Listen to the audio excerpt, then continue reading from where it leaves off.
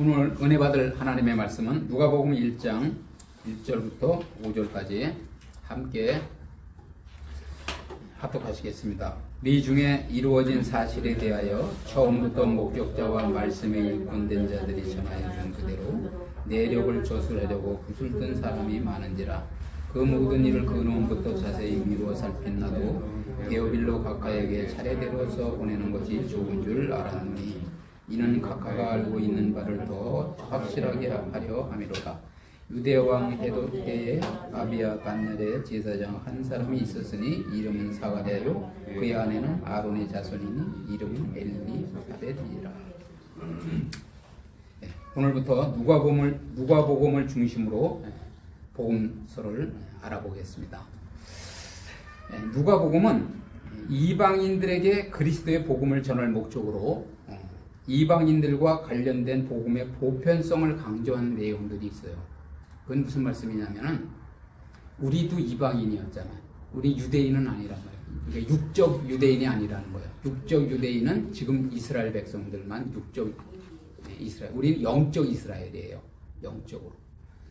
그래서 우리가 이방인이었지만은 그분들이 복음을 받아들이지 않은 것이 오히려 이방으로 이제 복음이 이렇게 전달이 된 거예요.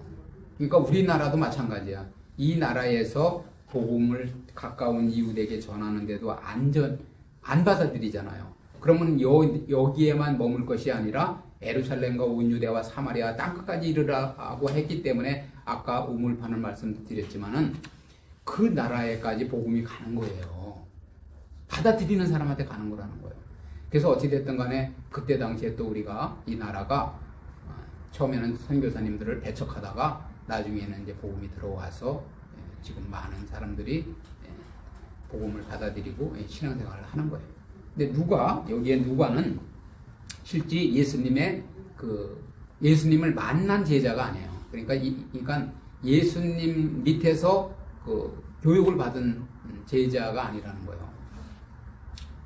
그러니까 들은 거예요. 우리 같이 듣고 아는 거예요. 듣고. 여기 나오잖아요. 말씀에. 응? 처음부터 목격자는 누구예요? 예수님을 따라다니면서 예수님이 기적과 이적을 베푸는 사람들이 이제 한 얘기를 다 여러분 마냥 수집을 해서 기록을 해서 지금 이제 말씀 자꾸 전해잖아요. 그러면 그것을 다 이제 잘 듣고 기록을 해서 그거를 가지고 확증을 한 거예요. 확증. 누가복음이. 누가가. 그래서 이제 차례대로 써서 데오빌로 각하에게 보낸 거예요. 편지 형식으로. 응? 그래서 말씀에 일꾼된 자. 말씀의 일꾼. 우리도 말씀의 일꾼으로 살아야 돼요. 여러분들이 그냥 여기서 나만 말씀을 듣고 아는 게 아니라 그것을 알고 내 영적 지혜로 삼아서 지식으로 삼아서 다른 사람들에게 말씀 운동을 해야 돼요. 제가 운동하려고 하는 말씀 운동한다는 것이 말씀의 일꾼 역할을 하려고 하는 거예요. 그죠? 그래서 말씀에 일꾼된 자들이 전하여 준 그대로 들은 대로 내력을 저술하려고 책을 쓰든지 글을 써서 붓을 든 사람이 많았다 이거예요. 많았어. 그런 중에 누가도 그렇게 했다라는 거예요. 그래서 그 모든 일을 근원 시작이 어떻게 시작된 거냐? 응? 자세히 미루어 살핀 나도 데오빌로 각하에게 차례대로 써보내는 것이 좋은 줄 알았다. 이는 각하가 알고 있는 바를 더 확실하게 함이로다. 그죠? 유대왕 헤롯 때 아비야 반열의 제사장 한 사람이 있었으니 이름은 사가랴. 사가랴가 이제 오늘 말씀을 전하려고 하는 침례 요한의 아버지예요. 그래서 1절 다시 보시면 복음은 사실이라는 거예요. 사실. 우리는 가짜를 전하면은 사기꾼이 되죠. 이 복음은 사실이에요. 지금 사람들이 왜 안 믿을까요? 사실로 인정하지 않기 때문에. 예수님께서 정말 하나님의 아들이고 하나님이시고, 그죠? 하나님의 아들이라는 것은 그냥 피조물이라고 잠깐 다른 이단에서는 그렇게 얘기하는 피조물이 아니에요. 하나님이 만드는 존재가 아니란 말이에요. 그 아들이라는 히브리 말에는 아버지와 같다는 뜻이 있어. 같다는 뜻. 예? 아버지와 아들을 같다는 뜻이 있단 말이에요. 그래서 예수님도 하나님이세요. 하나님. 우리가 삼위일체 하나님을 이제 나중에 또 따로 말씀을 전해드리겠지만 삼위일체 하나님을 올바로 알아야 이해가 되는데, 어찌됐든 간에 뭐냐면 예수님은 피조물이 아니에요. 그래서 예수님을 통해서 이제 우리에게 이 땅에 이뤄놓으신 복음, 그것이 은혜의 복음이라고 하잖아요. 그러니까 우리가 할 수 없는, 우리에게 먼저 말씀드렸죠. 아담에게 먹지 말아라 하는 율법을 주셨단 말이에요. 계명을 주신 거예요. 율법을 주셨는데 아담이 지킬 수 없어. 못 지켰단 말이에요.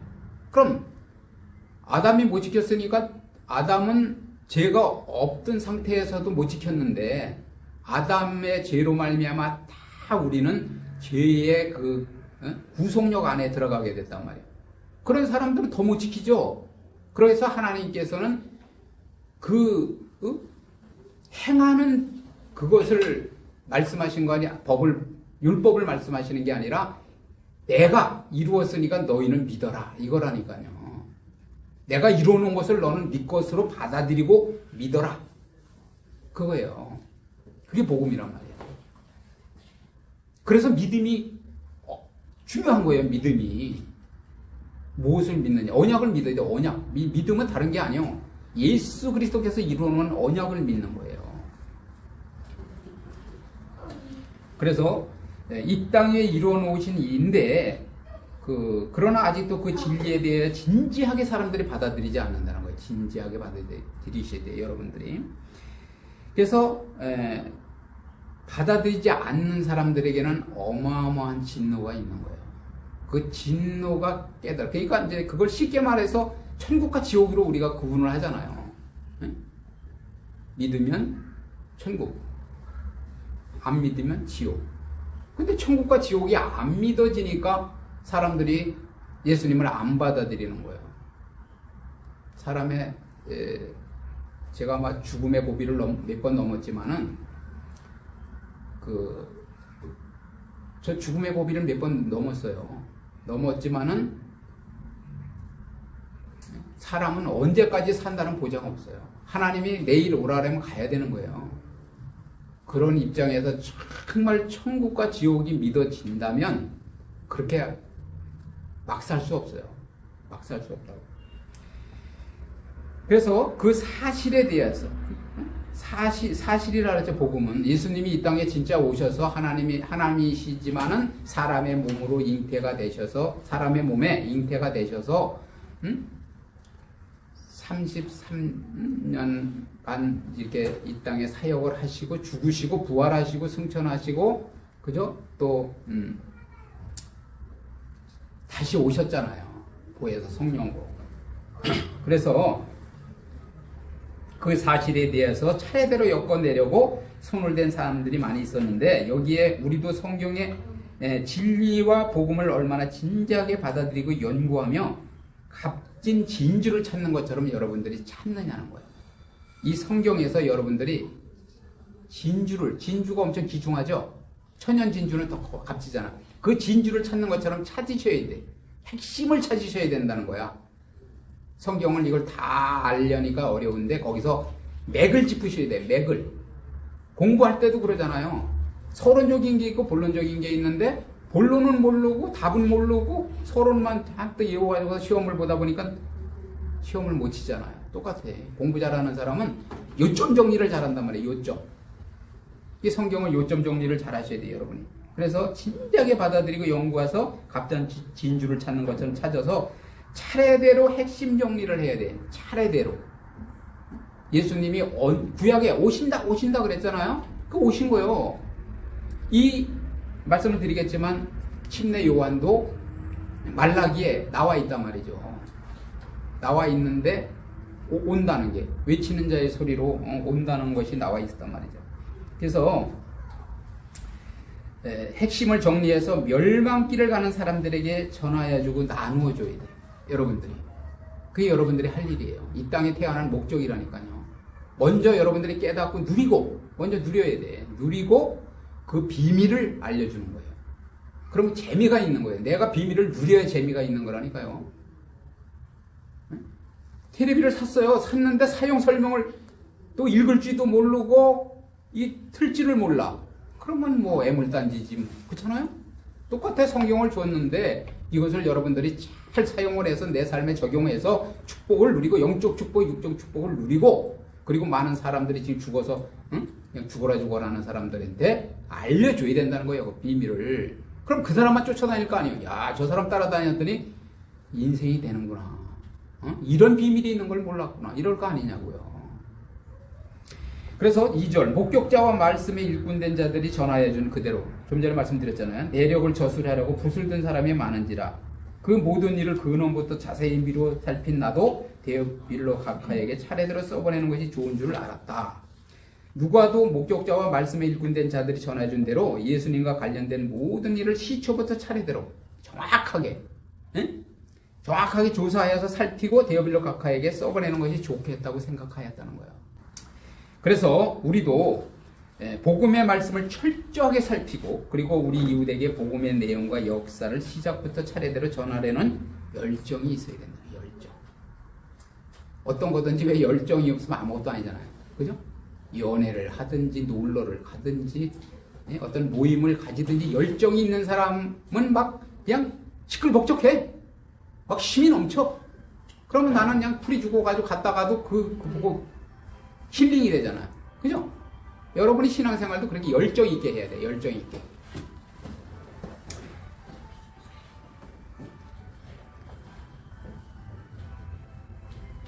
그래서 우리도 그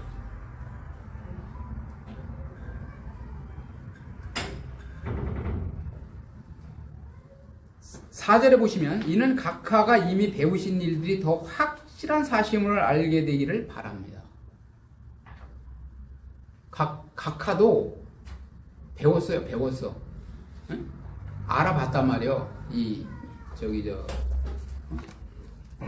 예수님의 말씀에 대해서. 그런데 그때 당시에 만약 영지주의자들이 있어요. 영지주의자들은 뭐냐면 그 성경을 올바로 다 믿는 것이 아니라 그냥 뭐 영적으로만 거룩하면 된다. 이렇게 하든지 그때 당시에 사람들이 그랬어요. 영적으로만 거룩하면 된다고 육은 어차피 죄진 몸이기 때문에 막 살아도 된다고 하든지 아니면은 또 부활을 믿지 않는 자들이 있었어요.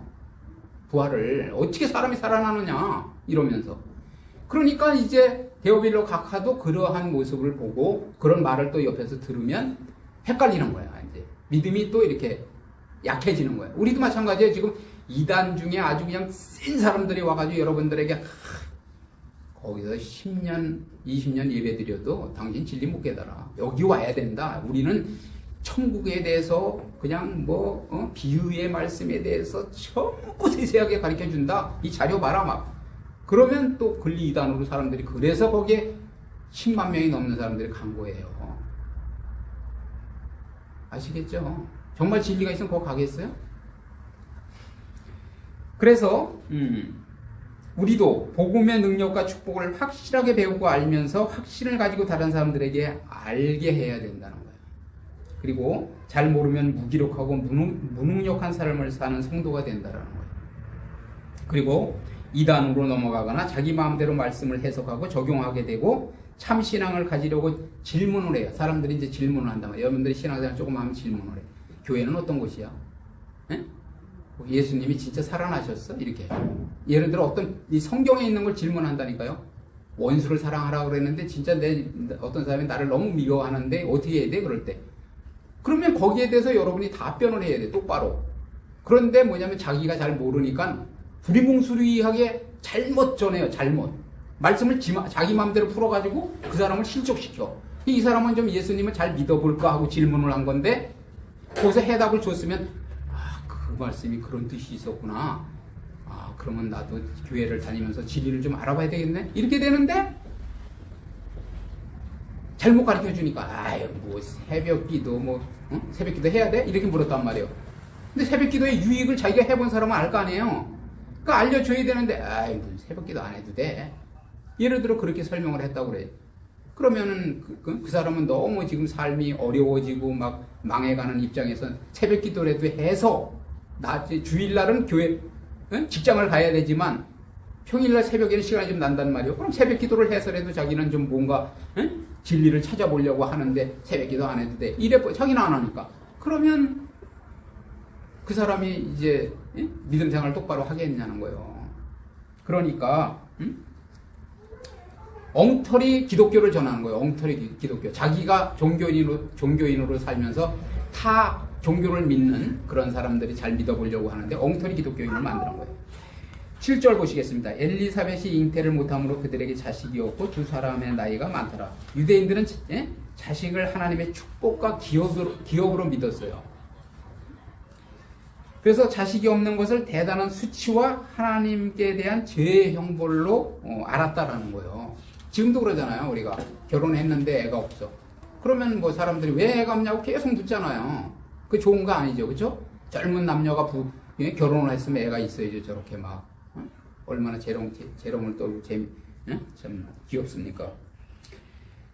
그런데 그게 뭐 사람의 뜻대로 됐냐고요. 그러니까 그 죄의 형벌로 알았는데 요한의 출생은 하나님께서 천사를 통해서 미리 알려주신 거예요. 사가랴가 제사장으로 있으면서 기도를 했지 않았겠어요? 계속 나이가 많이 되도록 애가 없는데 계속 기도를 했을 거예요. 그런데 이제 때가 되니까 요한의 출생을 미리 천사를 통해서 알려주신 거죠. 마침 사가랴가 그 반열의 차례대로 하나님 앞에서 제사장의 직무를 행할세 제사장의 전례를 따라 제비를 뽑아서 주의 성전에 들어가 분향하고 모든 백성은 분향하는 그 시간에 밖에서 기도하더니 주의 사자가 그에게 나타나 향단 우편에 선지라. 그죠? 천사가 나타난 거예요. 그래가지고 가서 제사장의 역할을 하는데 천사가 나타나가지고 얘기를 한 거야.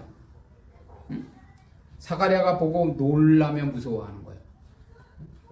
여러분도 제가 말씀드리지만 하나님의 음성을 듣든지 천사의 음성을 듣든지 그러면 깜짝 놀란다니까요. 진짜 놀래요. 그래서 천사가 그에게 이르되 사가랴여 무서워 말라. 너의 간구함이 들린지라.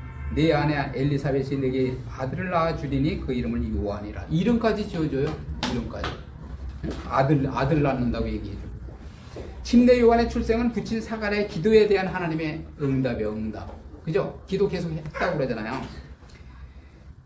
응답으로 난 아들이면서 또 그리스도의 앞길을 예비할 주의 사자의 도래와 그리스도의 앞길을 평탄케 하는 외치는 자의 소리로서 구약 예언의 성취예요. 구약 예언의 성취. 기도 응답이지만은 구약 예언이 뭐냐면 이사야 40장 3절에 외치는 자의 소리여 이르되 너희는 광야에서 여호와의 길을 예비하라 사막에서 우리 하나님의 대로를 평탄케 하라. 여러분 생각해 보세요. 예수님이 대통령이 가는데 대통령 가기 전에 누가 앞에 가면서 대통령이 오십니다. 대통령이 오십니다. 지금 저 뒤에. 응? 그러면 사람들이 이제 집중을 할 거 아닙니까? 그런 역할이에요. 그런 역할. 메시아가 오기 전에. 그래서 말라기 3장 1절에도 만군의 여호와가 이르노라 내가 내 사자를 보내리니 그가 내 앞에서 길을 준비할 것이요. 예수님의 길을 준비하시는 거예요.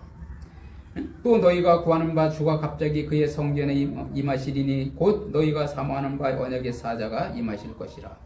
말라기 4장 5절에도 보라 여호와의 크고 두려운 날이 이르기 전에 내가 선지자 엘리야를 너에게 보내리니 크고 두려운 여호와의 날이 이르기 전에 먼저 엘리야를 보내겠다는 것이 구약의 마지막이므로 신약의 첫말은 엘리야의 출현일 수밖에 없다는 거죠.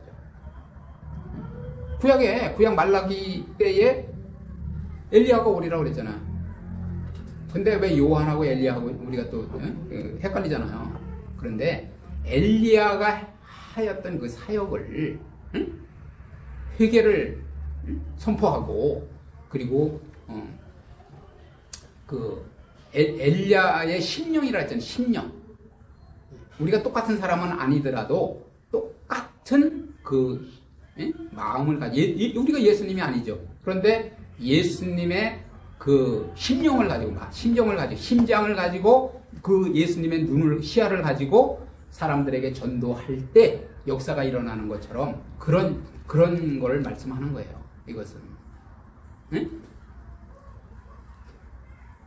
그래서 엘리야가 했던 구약 시대에 막 그 회개를 그 우상 숭배하는 사람들에게 막 그 회개를 선포하고 그랬던 것처럼 불을 내려서 막 그 태우고 이랬잖아요. 불사르고 그랬잖아요.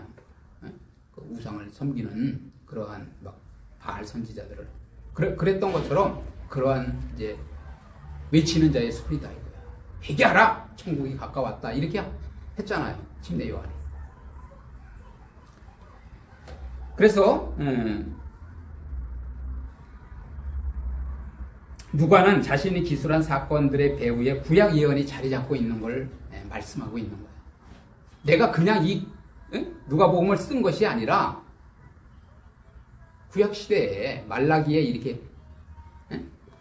기록되어 있지 않느냐. 그것이 지금 그래서 지금 침례 요한이 이제 출생하는 거라는 거예요.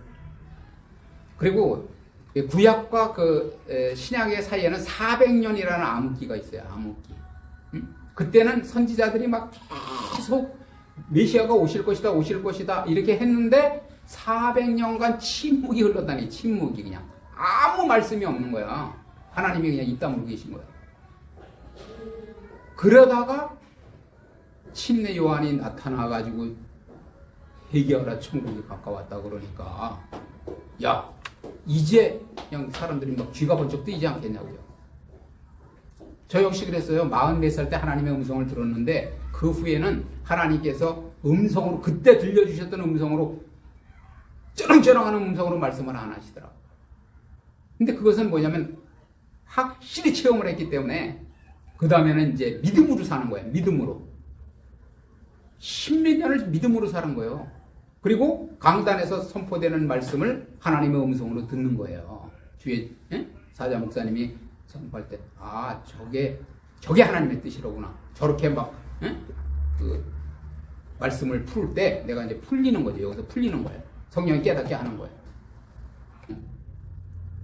그 14절 보시면 너도 기뻐하고 즐거워할 것이요 많은 사람도 그의 태어남을 기뻐하리니 이는 그가 주 앞에 큰 자가 되며 포도주나 독한 술을 마시지 아니하며 모태로부터 성령의 충만함을 받아. 이스라엘 자손을 주 곧 그들의 하나님께로 많이 돌아오게 하겠습니다. 그죠? 그가 또 엘리야의 심령과 능력으로 주 앞에 먼저 와서 아버지의 마음을 자식에게 거스르는 자를 의인의 슬기에 돌아오게 하고 주를 위하여 세운 백성을 준비하리라. 그죠? 침례 요한은 아들이 없던 사가랴 부부에게 큰 기쁨이 된과 동시에 많은 백성들에게도 기쁨이 되면서 메시아를 고대하던 유대 백성들에게 그분이 오실 날이 멀지 않음을 예고한 거예요. 예고. 아까 말씀드렸잖아요. 대통령이 오십니다 한 것처럼 메시아가 오십니다 이렇게 한 거예요. 그래서 모태로부터 성령이 충만함을 입었다는 거예요. 모태로부터 이 어머니 뱃속에서 있을 때부터 성령이 충만함을 입었다고 하잖아요. 그래서 엘리야와 같은 심령과 능력으로 많은 백성을 진리로 돌이키면서 엘리야가 그러한 아까 회개를 외쳤던 것처럼 그러한 심령과 능력으로 능력이 있는 거예요. 능력이. 그래서 백성을 진리로 돌이키면서 거스르는 자를 의인의 슬기에 돌아오게 할 것이라고 하였다라는 거죠. 그래서 사가랴가 천사에게 이르되 내가 이것을 어떻게 알리오 내가 늙고 아내도 나이가 많으니이다.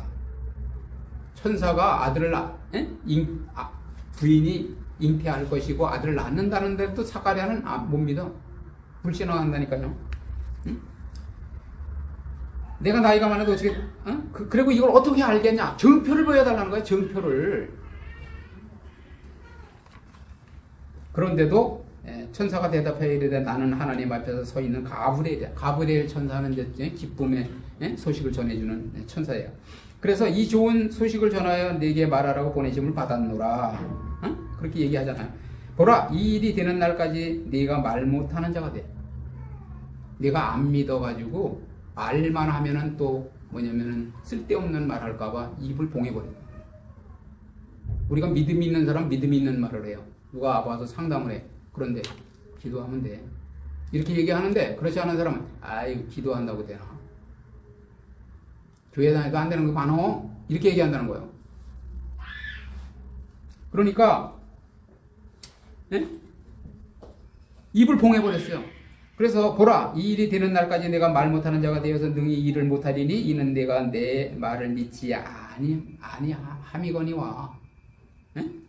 때가 이르면 내 일이 이루어지리라. 때가 되면 이루어진대. 너가 믿든지 안 믿든지 이루어진다잖아요. 그래서 엘리사벳이 그 사가랴의 불신앙에도 하나님의 약속은 반드시 성취된다는 거예요. 그리고 불신앙하는 자에 대하여서는 하나님의 치리가 이루어져. 치리가 뒤따라. 여러분들도 불신앙하면은 거기에 대한 상응하는 대가가 있어. 내가 돈 없어 그러면 그 불신앙하는 거예요. 하나님의 자녀가. 그럼 돈이 없어 진짜. 그래서 그 하나님의 약속이 성취될 때까지 사가랴의 입을 봉해버리는 징계를 받은 거예요. 징계를. 그리고 엘리사벳의 잉태. 그러나 24절에 보면 이후에 그의 아내 엘리사벳이 잉태하고 5달 동안에 숨어 있어 이르되 자신의 임신을 자랑하지 않았어요.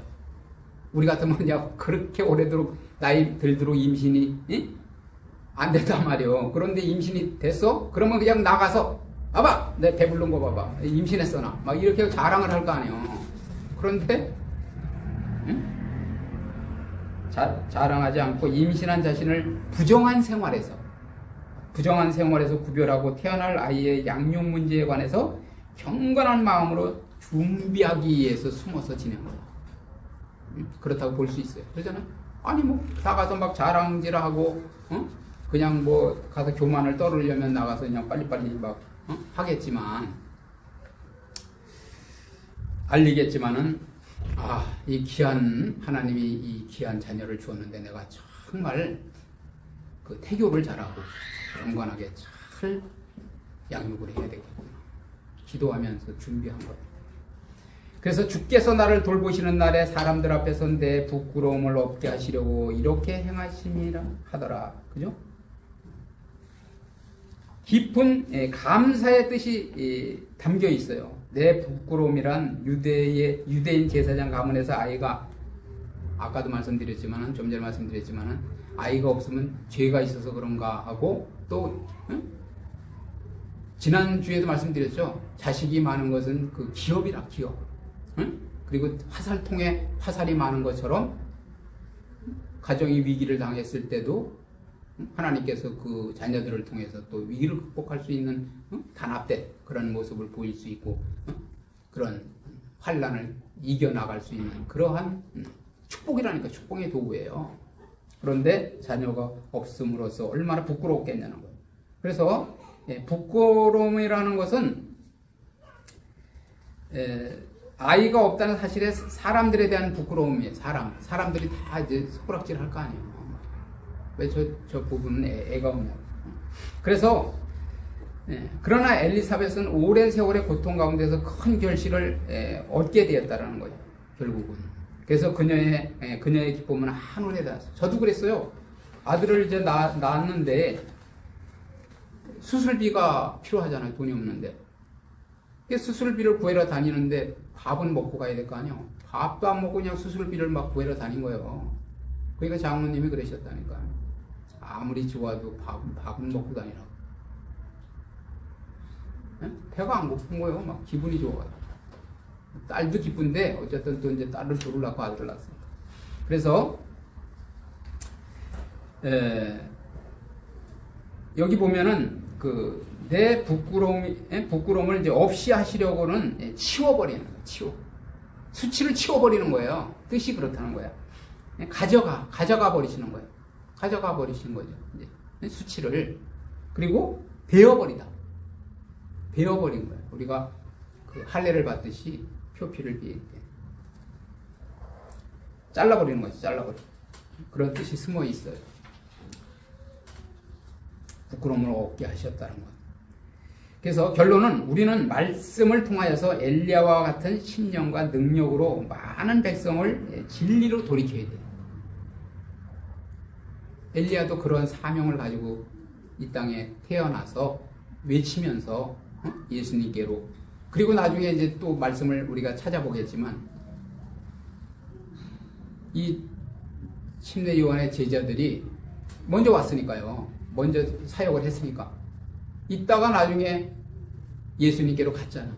막 또 예수님이 나타나셔서 기적과 이적을 행하시고 그러니까 그걸 갔어요. 그랬더니 뭐라고 그랬냐면 예수님은 흥하여야 하겠고 나는 쇠하여야 하리라 이렇게 했다.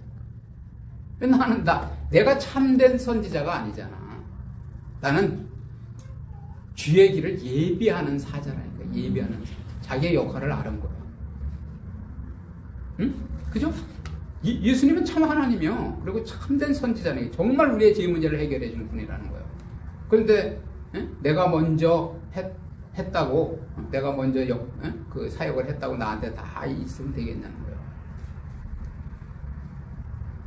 그래서 그 엘리야와 같은 심령과 능력으로 많은 백성을 진리로 돌이키면서 거스르는 자를 의인의 슬기에 들어오게 하는 침례 요한의 출생을 통해서 우리가 그것을 이해해야 돼. 어떤 의미가 있는가? 이해하고 이 시대에 우리에게 맡겨주신 사명이 있어요. 사명. 제가 왜 그 말씀 운동을 하려고 하느냐? 그거보다 더 귀중한 게 어디 있냐고. 이 세상에. 에? 돈이 수십조 원이 있어도 죽을 때 그거 가져갈 수 없죠? 지옥 가잖아요.